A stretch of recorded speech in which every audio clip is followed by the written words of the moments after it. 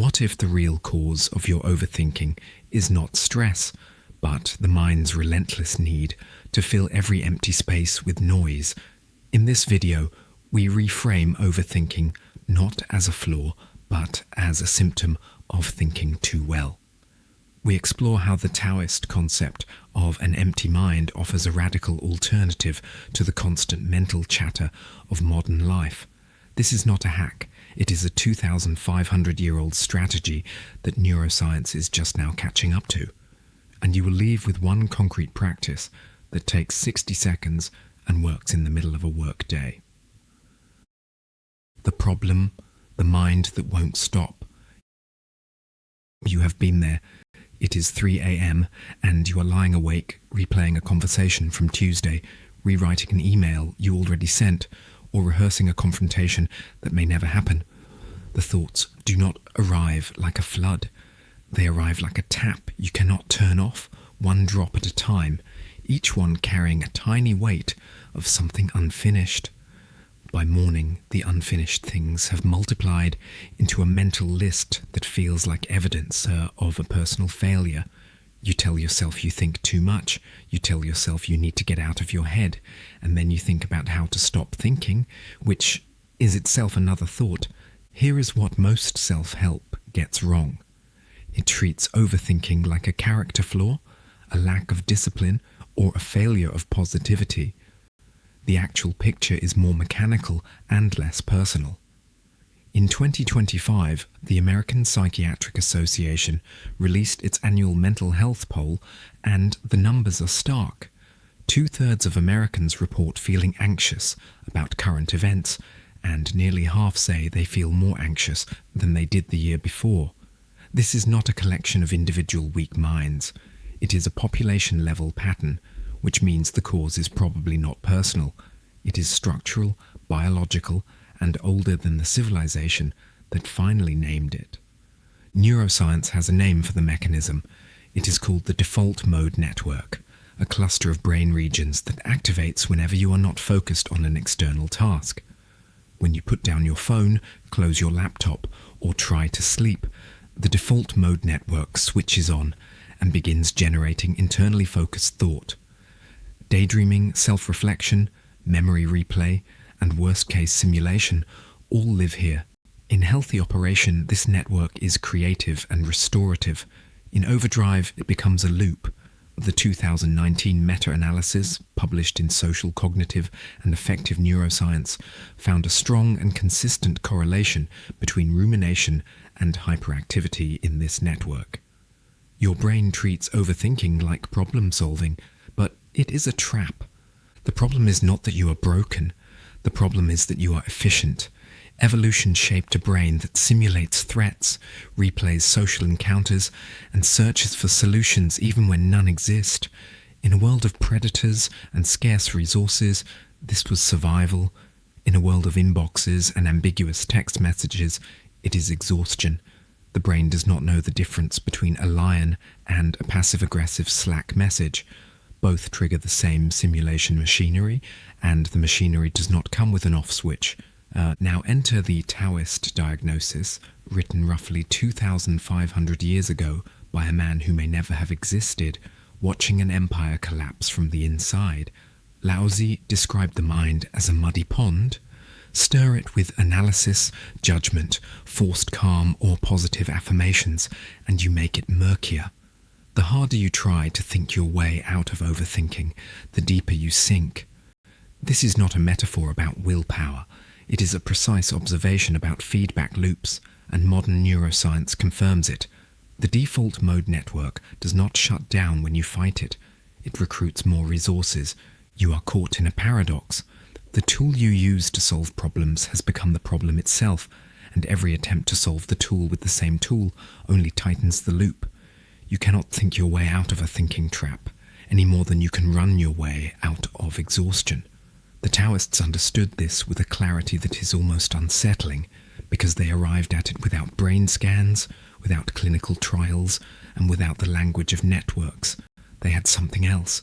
They had patience, observation, and the honesty to call the mind what it is.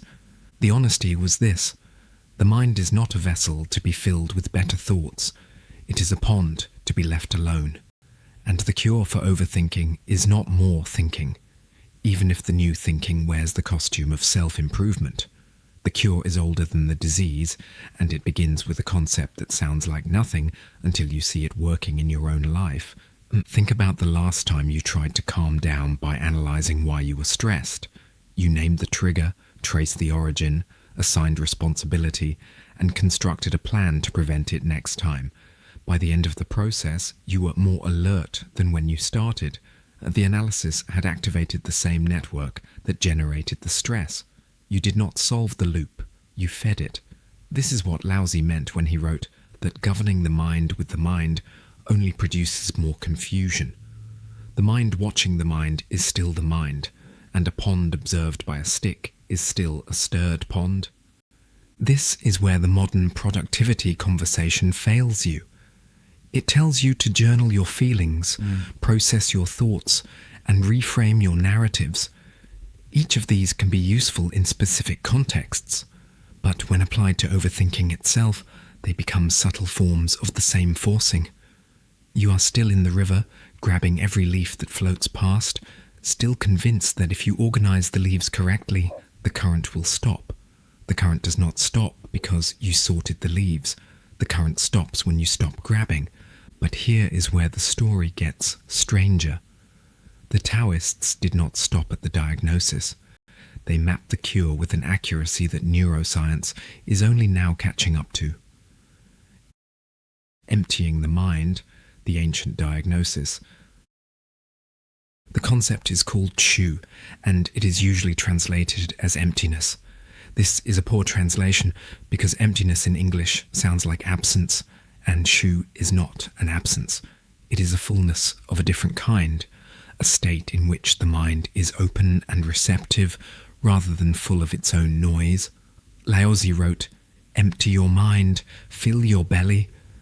In the language of the time, the belly meant groundedness, the physical center, the part of you that knows hunger and satisfaction without explaining them. The mind, in contrast, was the part that explained everything and experienced almost nothing. Shu is not the absence of thought. It is the absence of identification with thought. The thoughts still arise. The memory of the awkward conversation still surfaces. The draft of the unsent email still flickers. But you stop treating each one as a problem to solve. You stop treating the stream as your responsibility. Most modern mindfulness advice tells you to observe your thoughts, which sounds harmless, until you notice that observation is still a form of engagement. You are still watching the stream, still cataloguing the leaves, still subtly managing the current. Zhu goes one layer deeper. The observer does not need to manage the stream at all. Zhuangzi understood this distinction with a precision that still feels contemporary. In his famous dream, he was a butterfly, fluttering and happy, and he did not know he was Zhuangzi. When he woke, he did not know if he was a man who had dreamed he was a butterfly, or a butterfly now dreaming he was a man. The story is not about metaphysics. It is about the fluidity of identity when the mind stops grasping. When you are not busy being someone with problems to solve, the problems lose their grip on you. This happens not because you defeated them, it happens because you stopped holding them. The negative definition comes first, because the mind resists this idea. Zhu is not a forced blank mind. It is not achieved through concentration, willpower, or white-knuckled suppression. It is not the state you reach after a meditation session or a vacation. It is a mind that has stopped trying to control the uncontrollable. The difference is everything. A forced blank mind is still a mind at war with itself, pushing thoughts away and then monitoring whether they have stayed away. That monitoring is thought. Shu is the end of the war, not a battle won. Here is what this looks like in practice and why it is harder than it sounds. You are in a meeting and your mind starts rehearsing the argument you need to have later. The standard advice is to notice the thought, label it, and return to the present. But the labeling is still a management strategy. Shu means you do not label it. You do not return to the present because the present never left. The thought arose in the present, floated through the present, and will dissolve in the present without your intervention. Your only job is to let the intervention become unnecessary. The ancient Taoists did not separate contemplation from action the way modern life does. For them, a clear mind was not a retreat from the world. It was the precondition for moving through the world without leaving tracks. The mind that is not full of its own noise can hear the actual signal in any situation, and the signal is almost always simpler than the noise makes it appear. This is not mysticism. It is the practical observation that a pond reflects the moon more clearly when the mud has settled. This is the first door, and two more remain. The next concept is about what you do once the mind is quiet, or more precisely, what you stop doing. It is where the philosophy becomes most uncomfortable for the modern professional, because it attacks the central belief that preparation and analysis always equal better outcomes. But emptying the mind is only the first door. What you do once the mind is quiet, or what you stop doing, is where the real change happens. Wu Wei and Ziran, effortless being. The second concept is Wu Wei, and it is the most misunderstood idea in Taoist philosophy. The translation is usually non-action or effortless action, which makes it sound like passivity. It is not passivity. The Britannica definition is precise, taking no action that is not in accord with the natural course of the universe. Wu Wei is action so aligned with the situation that it requires no forcing. The action is real, the movement is real, the work is real, but there is no longer a gap between the actor and the action, no longer a self standing behind the movement, watching it, judging it, trying to control its outcome. The overthinker's trap is the belief that more analysis, more preparation, and more mental rehearsal always produce better outcomes. Wu Wei says the opposite. Forced action generates resistance, and resistance is the friction that makes the task harder than it needs to be. The email you rewrite 12 times is not better than the one you write once with a clear head. The conversation you rehearse for hours does not go better than the one you enter without a script. The presentation you obsess over at 3 a.m. does not improve because you obsessed. It improves because you knew the material, and the obsessing was not the material, it was noise. Zhuangzi told a story about a cook named Ding who carved oxen for a living. His blade moved through the spaces between the joints with such precision that he never touched bone. When the prince asked how he did it, Ding said he did not try harder. He stopped forcing. He let his blade find the natural openings, and the openings did the work. The action was more precise than anyone watching could comprehend, not because it was supernatural, but because it was perfectly aligned. This is Wu Wei in action, not less effort, the elimination of wasted effort. Ziran is the third concept, and it means naturalness or self-so. It is the quality of something simply being what it is without performance or agenda.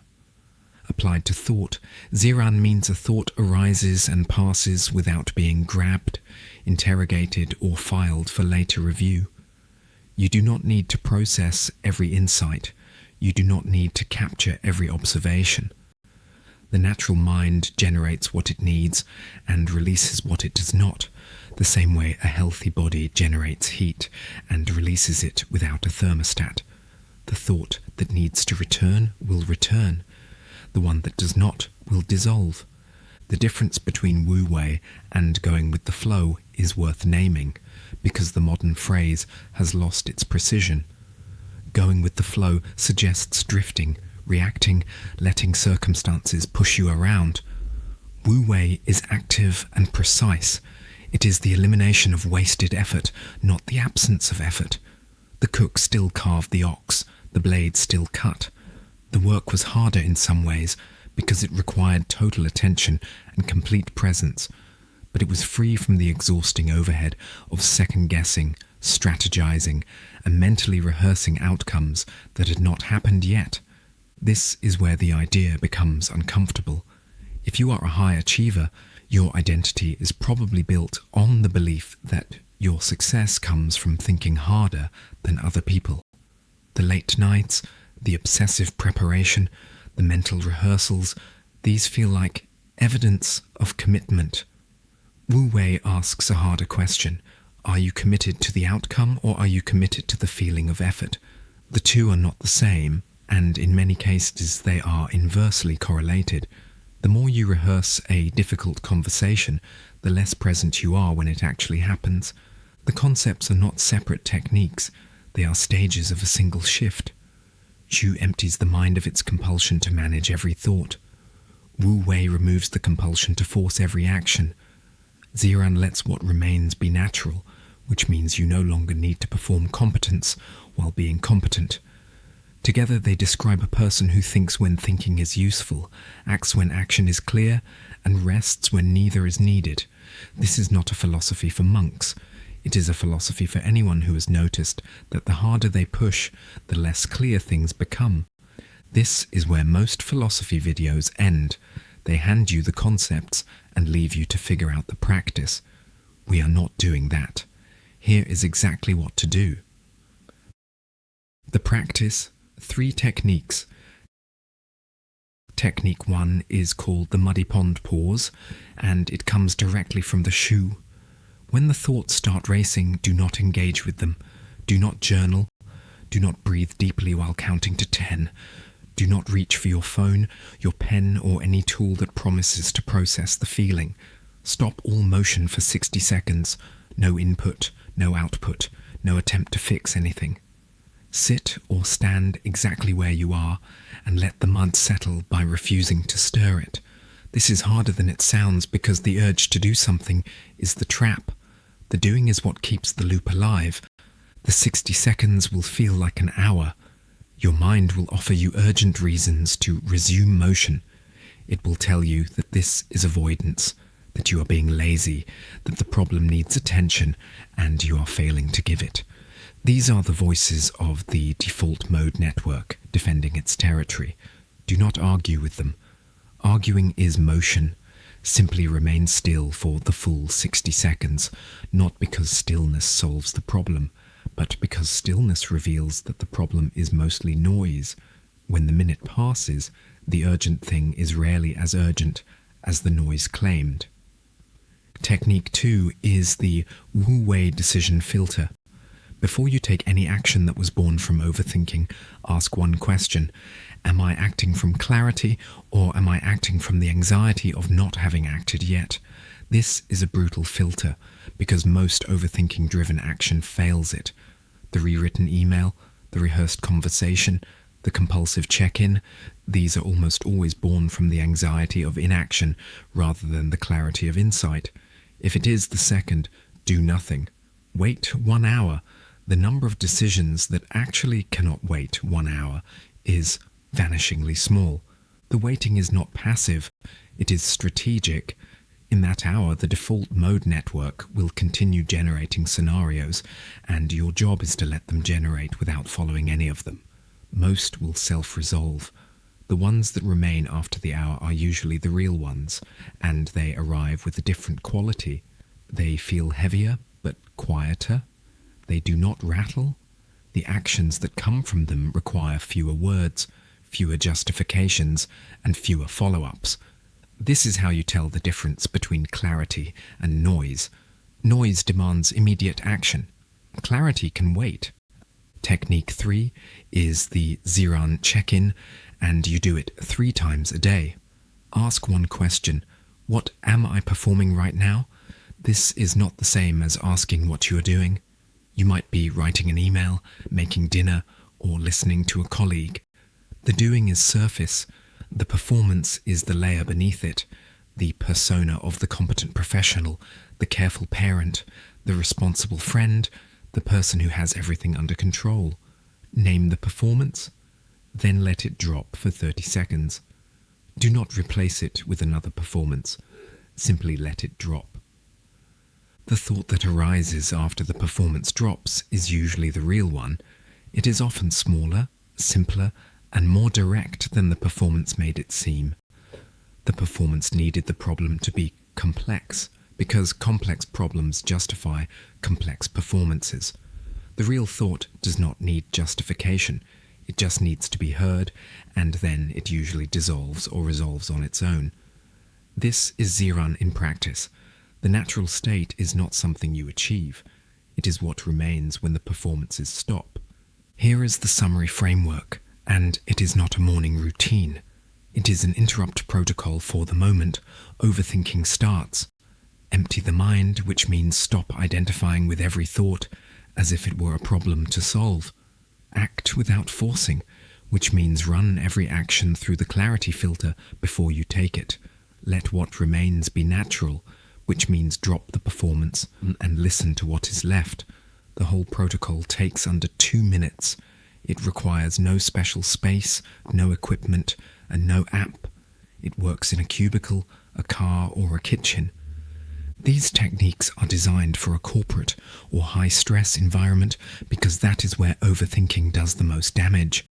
Not in the quiet moments, but in the pressured ones where the default mode network mistakes a deadline for a predator and launches into simulation mode. The protocol interrupts that launch. It does not require you to become a different person. It requires you to stop becoming a different person every time a thought frightens you. The reason this works is not spiritual. It is mechanical. The default mode network requires engagement to stay active. Every time you grab a thought, analyze it, journal it, or reframe it, you feed the network with exactly the fuel it needs. The muddy pond pause removes the fuel by removing the engagement. The wu-wei filter removes the fuel by converting anxious motion into deliberate stillness. The Ziran check-in removes the fuel by dissolving the performance that generates most of the noise. You are not fighting your thoughts. You are simply stopping the behavior that keeps them alive. But before we end, I want to take you back to the question we opened with. Overthinking is not a character flaw. It is a brain doing what brains do when left unmanaged. The Taoists did not have fMRI machines. They had observation, patience, and the honesty to call the mind what it is, a muddy pond that clears only when you stop stirring it. Think about where in your life you are currently forcing something the situation is not asking for. Drop a comment below. I read everyone. Subscribe for the next story.